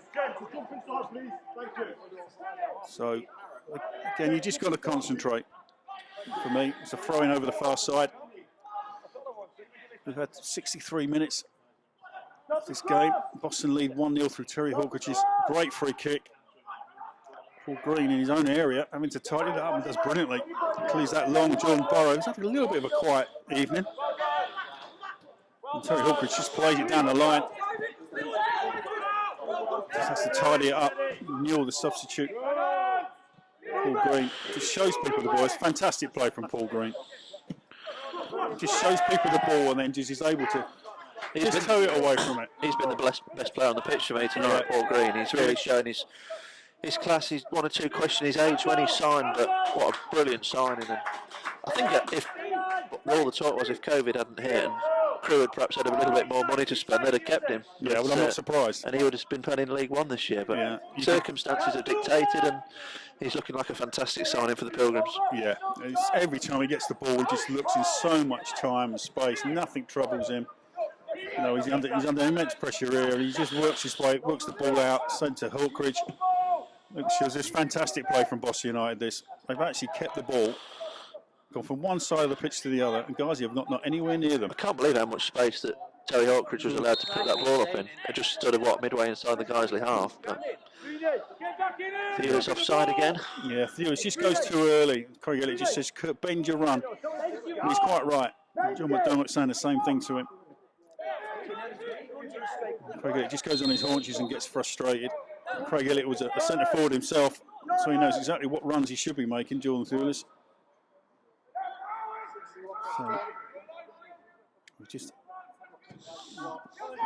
it's Mark Hone, BBC Radio Lincolnshire, and Craig Singleton here at Boston United in Guiseley. Boston 1-0 up as the ball goes played down the line. Jordan Burrows will chase that. Ben Sharif does well just to come across and tidy that up. Burrows done well there really to turn a relatively straightforward ball down the line into a throw in now for the Pilgrims high up the pitch, which Tootle will trot forward to take. Yep, good work rate from the centre forward. Chasing lost causes. His work rate, you can't knock his work rate at all. So DeMayo and Hawkridge trying to make runs to try and get the ball. Platt now joins in, making a 3, trying to get the ball back. Tom Platt manages to get that. Back to Tutu, or just wedges it in. And that's great play from Burrows. Oh, and DeMayo just can't get on that. Little chip ball into Jordan Burrow. Great chest to DeMayo, and he just can't quite get his touch right to get a shot away. But good approach play again from Boston United. Still surprises me how easily that York let Burrow go. And let off there for the Pilgrims, really. And nothing ball over the top, missed by Garner, and Shields has cracked it straight against Wafula. Yeah. Simons had to dive and collect it in, and at 1-0 you're only one mistake away, aren't you? Yeah, and Craig Elliott just shouted at his 2 centre halves concentration. Quite right, Scott Garner, I don't know what he was thinking there. just got sucked clean under the ball. That's twice he's done that now. He just needs to get his bearings again, Scott. It's just like I say, I mean, he wasn't even close to hitting that. It was miles over his head. And then Luke Shields, thinking Fitzsimmons was going to come and get it, then hits it against. That's twice. Wafulu. It could have gone anywhere. Twice in 5 minutes, really, that Garner's let one go over his head. Yeah. Given how brilliant a partnership they are, you don't expect it, do you? No, you don't. They seem to be there in the right place at the right time all of the time. But Pilgrims have got away with that, and I'm sure it'll just settle them down again and remind them that this game isn't won just yet. No, exactly. No, that was a clear warning sign. You know, you're only one error of judgment away from being caught out. So this second goal is crucial for Boston United for me. I think if they get the second goal, they can not relax, because you can't never relax, but they can maybe just be able to take the shackles off and play with a little bit more freedom, because at 1-0 you never know. So good header from Luke Shields, fantastic header from the skipper. Harrott's miles offside for Guiseley. The ball run through to Fitzsimmons. Yeah, Shields just showed a bit of ownership there, didn't he? Thinking, we're not going to let this bounce for a third time in a row. Let's get ahead on it. Yeah. Let's try and get ourselves up the pitch and try and look for this second goal that would go a long way towards winning this game. Yeah, long kick forward for Fitzsimmons. Burrows does well just to put Ben Sharif off and falling to Paul Green, who couldn't quite take that in his path. If he had done, Paul Green would have been probably through and into the penalty area. Again, good play from Tutu. Just plays it the wrong side, but De Mayo will get that, and he'll play in Paul Green. He comes back out to Tom Platt, who's going to be almost going to say marauding down to get across him, but he hasn't. He's come back out. He's come back into Green. De Mayo, the little back flip. Back in. Oh, brilliant. John Burrows, a little 1-2 with Paul Green. Burrows' return was just over hit, but again, fantastic play in and around the penalty area. Yeah, great play. In and around the box once again. Green at the heart of it. Platt even overlapping as like you say, the marauding right winger. He very rarely leaves that middle ground, but even he's getting involved now, and Pilgrims are really good value for this lead, and they'll just hope they can get that second goal to really get a stranglehold on this game. Scott Garner does better there. Good header from the centre half, and it's gone out for Guiseley throw over the far side. It's coming to Harrott. Luke Shields shielding with him. And it's now back with Duxbury. John Burrow. If he, Ben Sharif will get that and just tidies it up. Just thought for a minute John Burrow is going to catch out Ben Sharif, but experience of Ben Sharif saw it out. So, like I say, about 65 minutes, 20 minutes of the second half, I'd say, Craig. Yeah, just going up to 67 minutes here. Yeah, so still 1-0 to Boston United. Jonathan Wafulu shows a bit of pace to get away, and that's going to have to be seen out, and is. And that's going to be a goal kick. But again, another little warning sign for Boston United. They can't be too relaxed here. No, Jonathan Wafulu just bursting away down that right-hand side for Guiseley, but Ross Fitzsimmons putting United back on the attack here. Can Jordan Burrow play this? He just holds the ball up. Allows Tootle to come up the pitch and join him. Yeah, Tom Platt. Oh, I thought he was just going to go out the other side. It didn't. Should have done maybe. Tootle will just play it back. Just a couple of signs, Guiseley are wanting to try and get an equaliser. They're not really coming out of their shape too much. I think they are scared of opening up, because I do think if they do open up, I think Boston will pick them off on the counter-attack. So I don't think they want to go too soon, do they? No. They want to be making sure it's still 1-0 with 80 minutes on the clock to give themselves an opportunity of getting something out of this game. Yeah, Duxbury and Cantrell come together again, and it's the Guiseley man that wins out that time. Garner just leans into Wafulu and gives away the throw-in. So it's just got a little bit scrappy in the last 5-10 minutes. As the temperature has dropped, Craig, dare I say. My feet are just beginning to know that. Getting a little bit chilly tonight, isn't it? Yeah. But, the winter's just starting, and we're only 3 games into the league season. There's Newell, the substitute, looking to take on Tutu.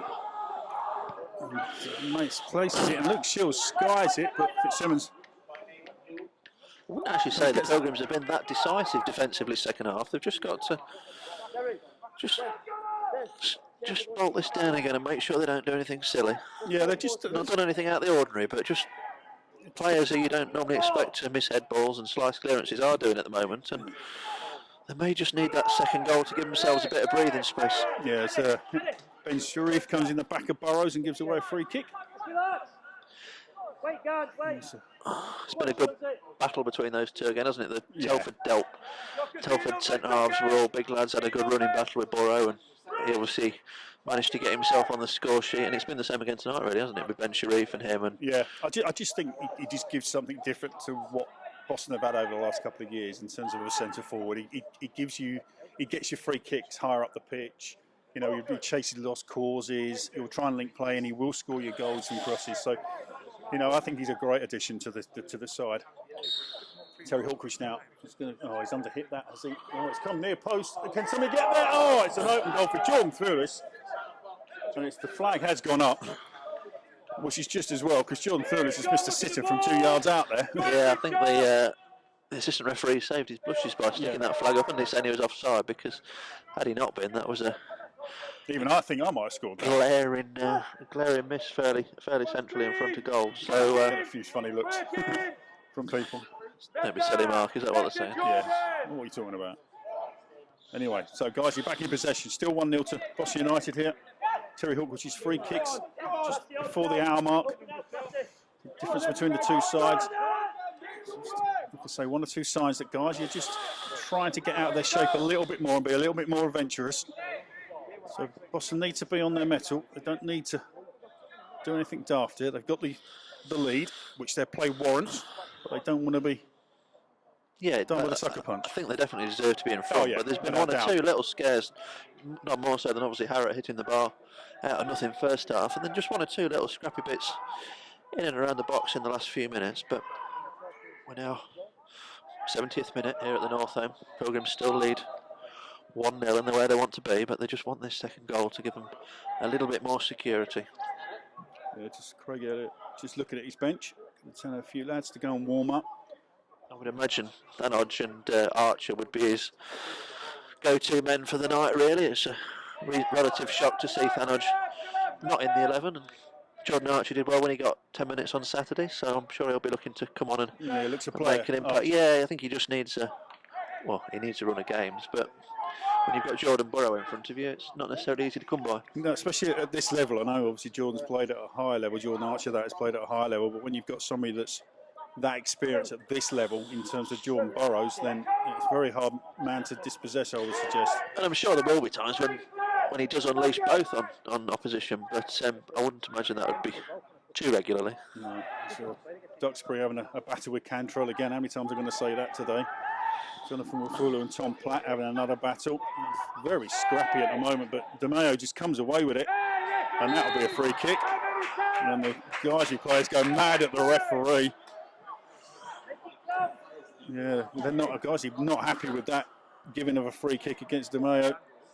They thought it was a free kick earlier in that little tangle of play, shall we say, Jonathan Wafulu, but DeMeo definitely a free kick. I think it was about the third hack that drew the eventual free kick, but whether he'll take it back to... No, I think he'll let him take it where the final foul happened, which is right on the edge of the box again, so Hawkridge territory, but obviously a lot further out on the angle, so I don't necessarily think this is a shooting opportunity. Yeah, it's just to the left of the penalty area where he struck the goal from just before the hour mark. It's probably about 10 yards to the left of that, so he's either going to have to try and clip it and go over the top of the wall, or he's going to have to, well, I would say if he can get it up and down, Andy Thanodge style, over the top of the wall and down, then he's got a chance. But I think if he's going to do that, he's got to go to the right of the goalkeeper this time. Yeah, and he has. He's done all good save from the keeper, straight at him, but the keeper, Wade, just parries it away, and he gets a really good parry on it. And then Newell, the substitute for Guiseley, hacks it clear. So good strike from Hawkridge. Yeah, as a Guiseley coach, as you can hear, just says stay in the game, which is quite right. Yeah, while it remains just the 1-0, they've got that chance, haven't they? But you suspect if it does go 2, they're going to have a massive uphill challenge to overcome in these last 15 minutes or so. The referee just calls Matt Tootle back to say where the throw should be. A little bit pedantic by the referee, dare I say. Platt manages to find half a yard of space, gives it back to Tootle. Needs to come out of there. Paul Green will just safety ball to Duxbury. Duxbury just have to look after this, and he hasn't. He gets away with it because he's quite strong against Cantrell, but Duxbury got away with that. And then he plays a great little ball over the top. The keeper's coming. He really wasn't going to get there, and Cowan, the centre half for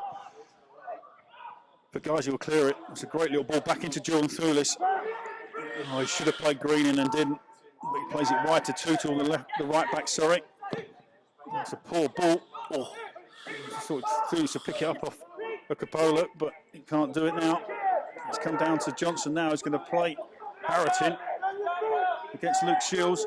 Twist and turn, crosses it to the far post, and thankfully Jonathan Wafulu had come in on that and hadn't held his run. So just a little bit of danger times for Boston. A little bit of a skirmish for Guiseley into the opposing half. BK, and then it's Nicholson who just miscontrols it and it goes out of play. Yeah, Harrod did well.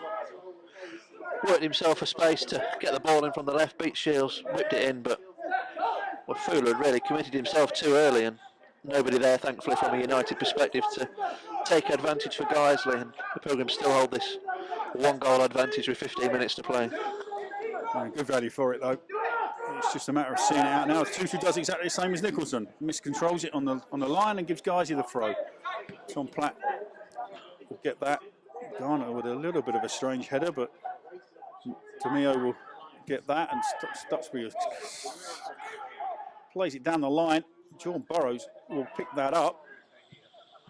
Oh, it's a poor ball from Jordan Burrows. Gives back possession to Guiseley. Scoot forward, but Tuttle will pick that up.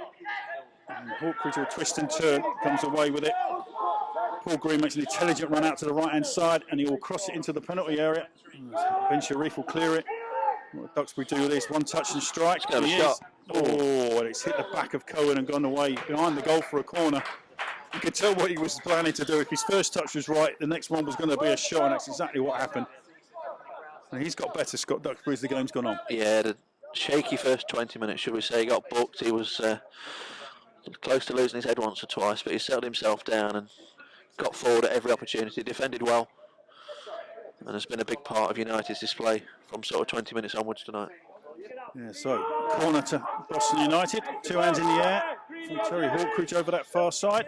It's gone into the near post, easily headed clear, and it'll be cleared, and that gives Harrod a chance to run at Duxbury. Now, Duxbury, has he got a one-on-one? Yes, he can. He can deflect the ball and pick the ball up, and he'll clear right-footed.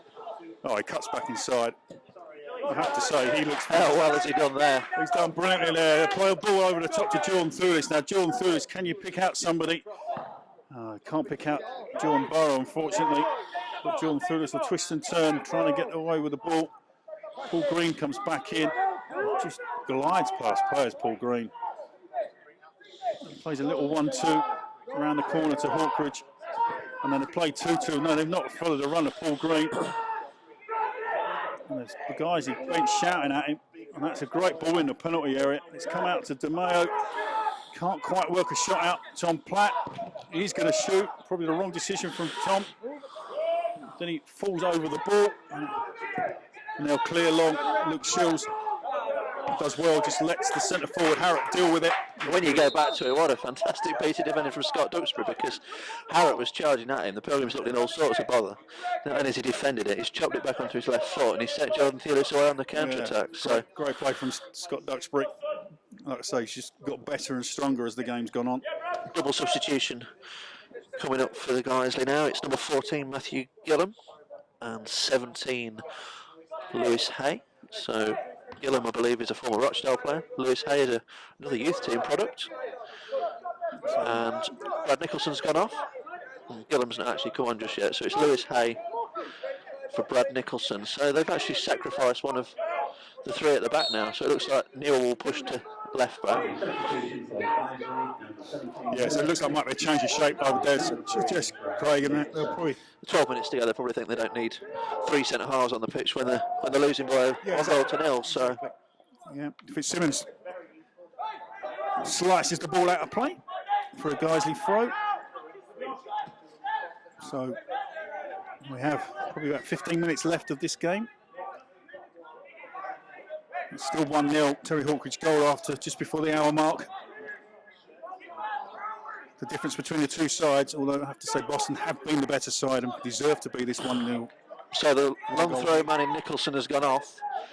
Is Lebron and Becker a long throw man as well? He's shaping this one up from the Guiseley left now. Becker throws it in long. Tom Platt does brilliantly. That's probably a foul, and that will be a foul the second time on DeMeo. But Tom Platt done brilliantly, shielding his two centre halves with the long throw. And then DeMeo gets the free kick off the Guiseley players.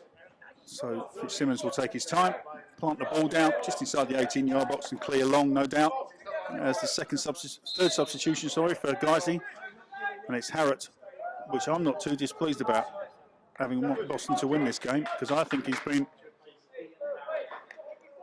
an interesting signing on loan from Huddersfield. You can tell he's got ability.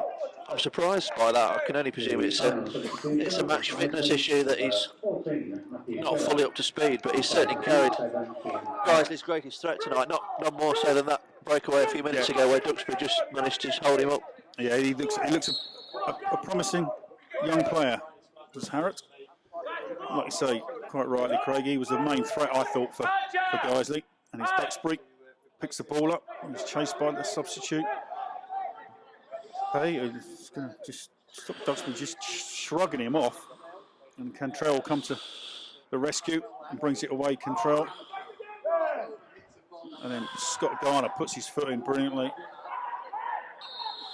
Linesman's given that. The referee was quite happy for that play to continue, Garner against Wafula, but the linesman stuck his flag up and he wasn't letting that go.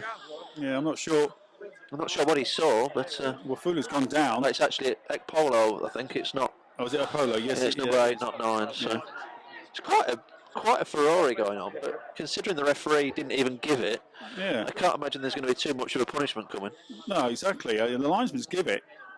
Scott Garner's kind of coming from behind and to the side of the lad, and the Guiseley players again all around the referee.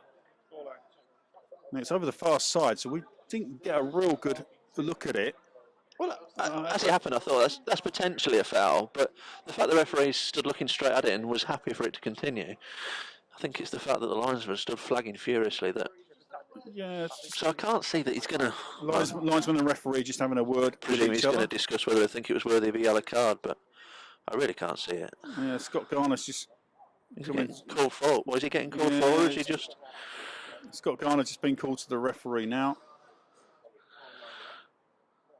Now the referee hasn't given it, like you say, Craig. It was the linesman that gave it. He flagged. He was really close to the incident. So I'm not sure if he's going to go in the book. It looks like he's going to book him for this. So I mean, Scott did come from behind. That's the only reason I think he's probably being booked. And Scott Garner's having a little. I think he's. No, he's not. He's not showing him a card. He is booked now. But it looked like it. The Polar kind of came out of the collision and then went down in a heap. So this doesn't. He's not moved the player, the Polar, which is great. He's been on his side now, and he looks in a little bit of discomfort. So there's going to be some injury time here. He's still rolling around. So is the stretcher gone on? Yeah, I think the.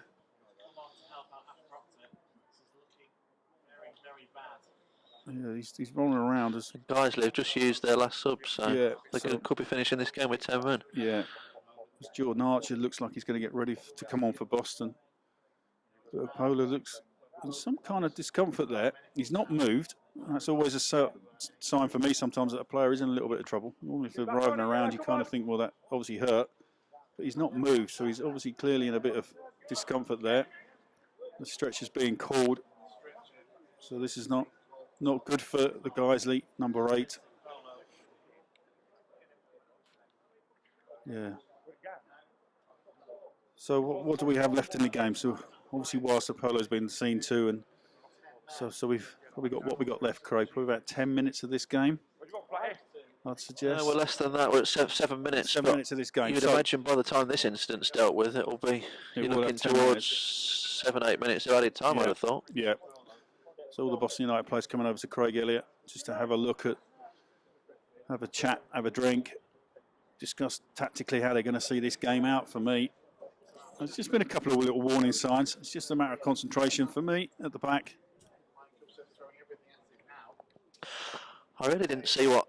Well, I'd got a reasonable view of that, I thought, and it looked like it potentially a foul, but the fact the referee was so close and was unmoved, he's gone with his linesman, and obviously there has been contact because Ekpolo, well, not necessarily, he could just have twisted, but I don't know what's gone on, but Ben Sharif it does look a serious injury, doesn't it? Yeah, Ben Sharif and Jonathan Wafula just having the words with Scott Garner, and I don't think it was anything malice in it. He's a big, tough centre-half, but I can assure you, Scott Garner is the nicest man in football. He's not done that deliberately. Yeah, Scott Garner just saying, I won the ball. Russ O'Neill's having a go there, but that's a player he managed last season. I think you'd like to think he would know him better than that. But what United have not got to do is get drawn into this now. No, exactly. They've got to defend this set piece properly when it comes in. And they've got to get their heads back on and concentrate on seeing this game out, because they've been well worthy of 3 points tonight. And if they don't get that, it's going to be a crying shame. Yeah, it will be. Yeah, because Guiseley have offered very little, really, apart from that Harrott brilliant bit of skill, really, from a slight. Well, it was a missed clearance from Fitzsimmons, but the skill from Harrott to his first touch was fantastic, just to bring it down. It was drilled at him, and he just brought it down and in one movement, his left foot lifted it back over the top of the goalkeeper and hit the bar. Fantastic play from the number 7 for Guiseley. I'm surprised. Apart from that, they've not really had anything. No, but I'm surprised he's gone off, because he's been the leading light, hasn't he? I was pleased to see him go off. I can only think he's not played much football lately, so they're thinking, all right, well, just let's get some fresh legs on. But he was fantastic. Yeah, and it's Guiseley down to 10 men now, probably for the last period of this game. Like I say, Boston United leading through Terry Hook, which is brilliantly taken free kick just before the hour mark. Fired it past Wade, who's been in good form for Guiseley in the goal. And saved 2 or 3 efforts, 2 from Jordan Burrow, 1 in particular with flying save in the first half. Fantastic. The save from Burrow at the end of the first half was top notch, wasn't it? Yeah. Going bottom corner. I mean, he might be slightly disappointed because he did get his hand to the free kick, but the power just took it past him. So I just think it was so obvious where it was going to go, and obviously it's that side. The keeper's that side. Yeah, well. He dived and got a hand on it, but I think it was just the sheer force of Hawkridge's effort that took the ball into the net as Prince Ekpolo is carried off. Yeah, let's hope it's not too serious for him. So we're now we're just about to tick into the 88th minute.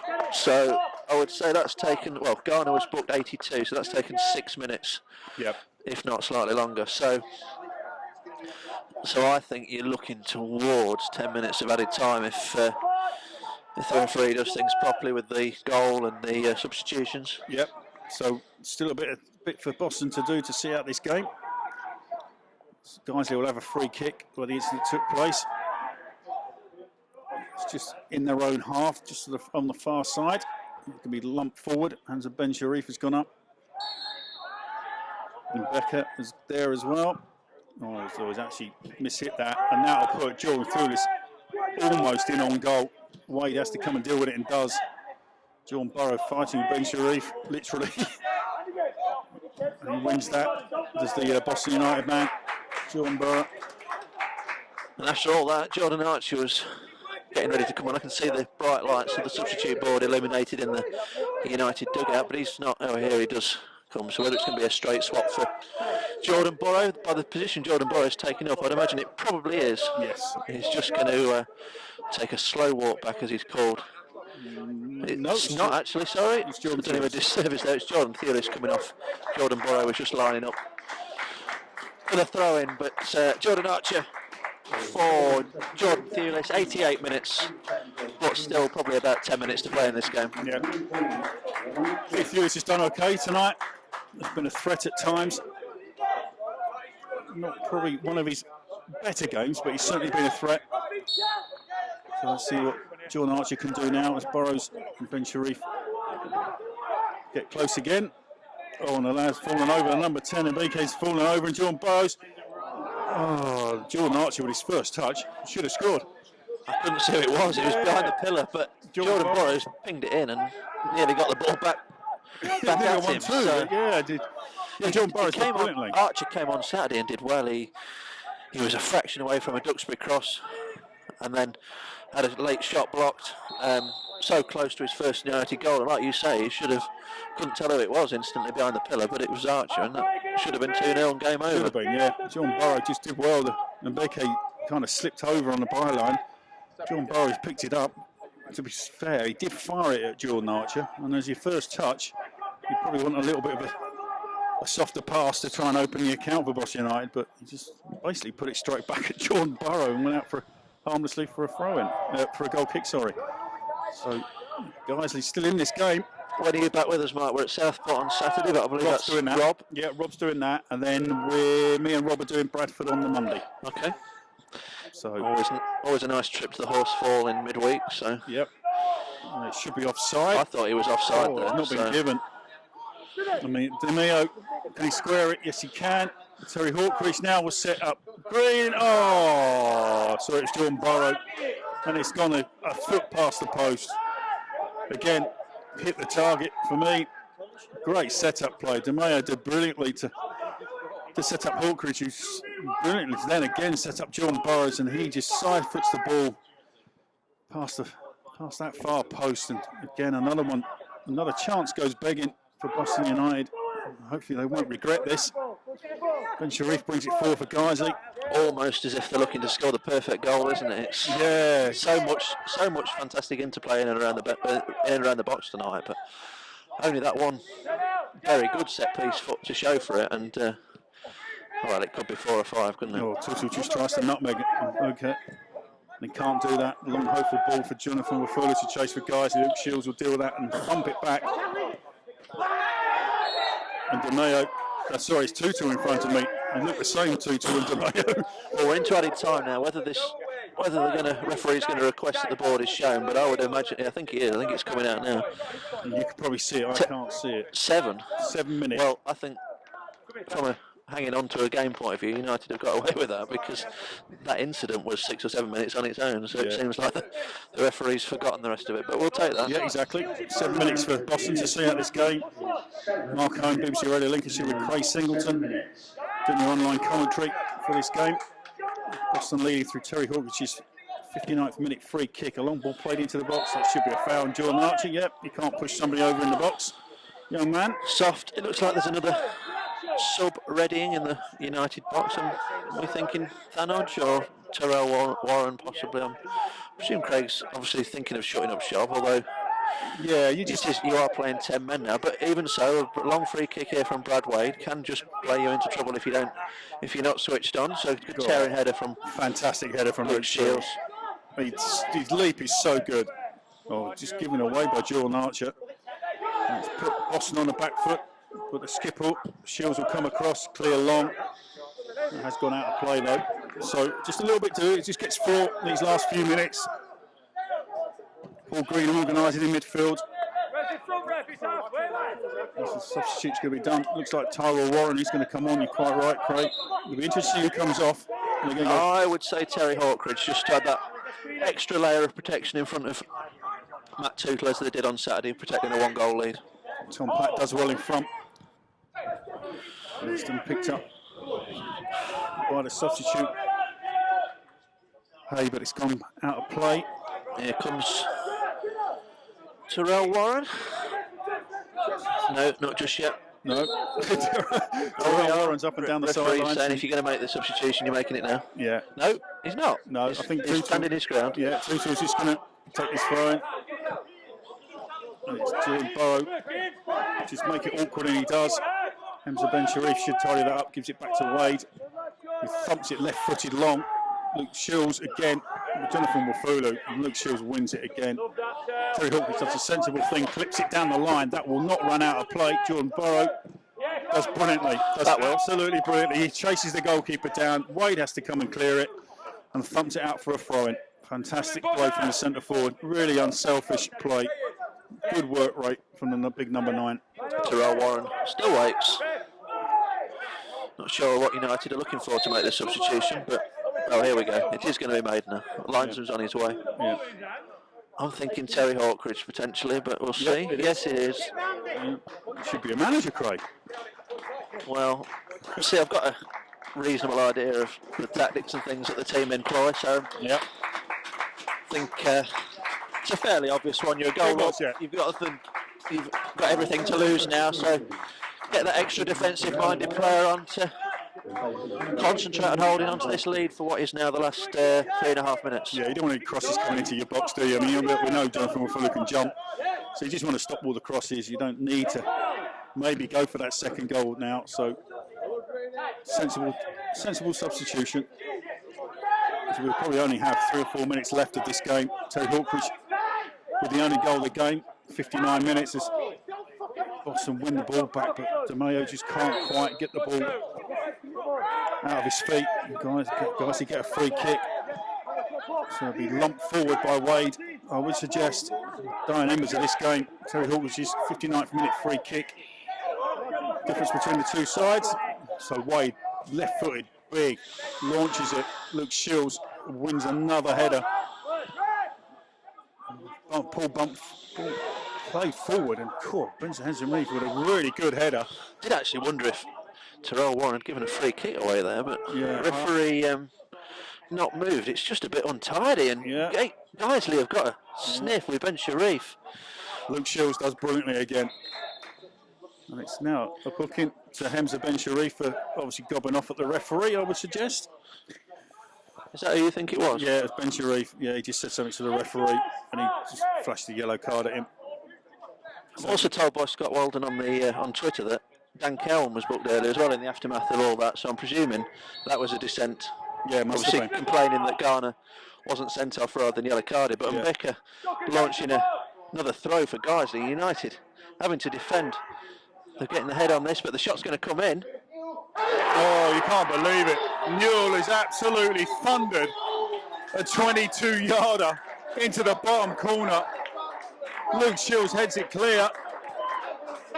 And the substitution, Newell, left-footed, 23 yards out, has lashed it back in. And Guiseley have got an undeserved equaliser. Cannot believe it. The throw-in wasn't even that good. It got headed clear. And Nathan Newell has just bobbed one into the back of the net from about 20 yards. Don't know if the goalkeeper was unsighted. Yeah, I think he would have been. There was a lot of bodies in there. Yeah, he went late, so I presume it was. I have not seen, presuming this ends this way, I've not seen a game of football so undeserved with the team getting a point. Yeah, exactly. For a long while.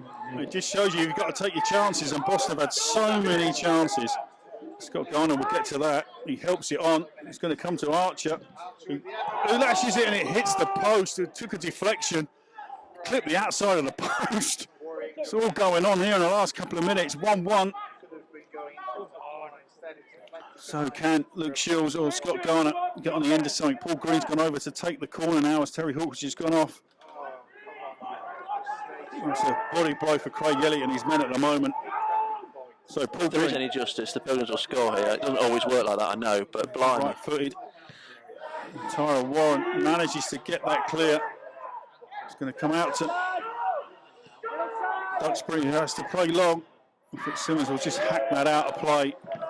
2 points drop for me here, Craig. Oh, what a crying shame, because Guiseley have created two chances tonight. One was a seized upon a mistake from the goalkeeper and they've cracked the bar. Anything can happen. Thankfully, it didn't go in. And then there's a long throw-in that was dealt with initially. Yeah, he just come out to Newell, the substitute, and he's left-footed. He certainly kind of hit it into the ground, but I think Fitzsimmons was unsighted because he went for it late and he actually hit the net before he really kind of got anywhere near it. So yeah, he would have definitely been unsighted with that. It's just punt forward now. These are the most dramatic of late twists to come. I don't think there is, unfortunately. Wade's just going to field that, and that's full time. Well, and that is 2 massive points given away early on in the season. Yeah, I mean, Boston deserved to win the game. They're totally dominant. First half, they had Wade, Guiseley goalkeeper, was in superb form. They couldn't beat him. It was 0-0 at half time. And then Terry Hawkridge thunders a free kick in on 59 minutes to put the Pilgrims, deservedly put the Pilgrims 1-0 up. And then last gasp equaliser from Nathan Newell, a young substitute that's come on for Guiseley. Left-footed shot, went through a crowd of players. Fitzsimmons, I think, was unsighted, and it nestled in the bottom corner. Like I say, 2 points dropped from a performance which, at times, was fantastic to watch. And you have to say that's 2 points dropped. Yeah, I still can't believe we're reflecting on it, because it just looked like a straightforward victory in its second half. So many chances came and went. Brad Wade's kept his side in it. And as we always say, at 1-0, you stay in the game, you give yourselves a chance. And I wouldn't say it was particularly a mistake that's cost the Pilgrims. It was just a bouncing ball that Nathan Neal's got hold of. 9 times out of 10, it goes up in the stand, but he's connected sweetly. And United not able to make it 3 straight wins to start the season. They're still unbeaten, but I must admit that feels like a defeat tonight. Yeah, it will do. It will do. It will do to Craig Elliott. It will do to the players in there. You know, it's just a disappointing way to finish the game when they've been in almost total control of it from start to finish, you have to say.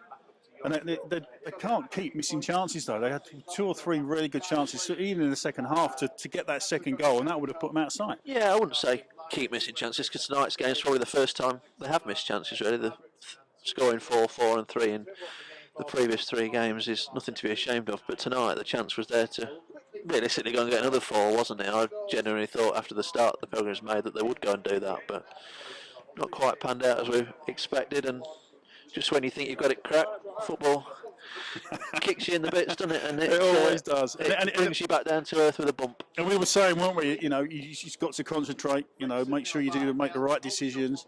But there wasn't really a mistake in the goal for Guiseley. It was a long throw that you quite rightly said the first phase was dealt with. It got put back into the box. Luke Shields heads it back out. Yes, it was centre of the goal, but there's not much else he could do with the header. And it's just a sweet strike, albeit I thought it was a little bit scuffy. I actually think he hit it into the ground. The replay will probably show. Well, I think he's hit it into the ground, and then bounce of doing that probably took it over the goalkeeper's dive. And I was going to say I'd like to see the replay. I wouldn't like to see it because it's not going to make pretty viewing. But I think that's the only thing that could have happened, because I think he must have been unsighted behind the defence, and no dressing it up, is there? There's 2 points that have got away. Yeah, so it's finished here at the North. Boston United 1, Guiseley 1. Boston taking the lead through Terry Hawkridge on 59 minutes, and then a late equaliser from Guiseley, undeserved in my opinion. I put 95 minutes, so that shows how late it was. So it's finished 96 it was. 96. That's how late it was. Yeah, so Boston remain unbeaten on 7 points, but don't get to the top of the table. Gloucester at the table, play 3-1-3. But I'll be interviewing Craig Elliott shortly. It'll be interesting to see his thoughts on the game. But it's finished here. Boston United 1, Guiseley 1. I'll hand you back to the studio. Thanks very much, Mark Hone and Craig Singleton at the North Home. A gutting end to that one for Boston United, and a 1-1 draw against Guiseley. It means that the Pilgrims' 100% record is broken. They're still unbeaten in the league this season. 2 wins and a draw from their 3 games, but their 100% record has gone for the Pilgrims. And a disappointing end to that one for Craig Elliott.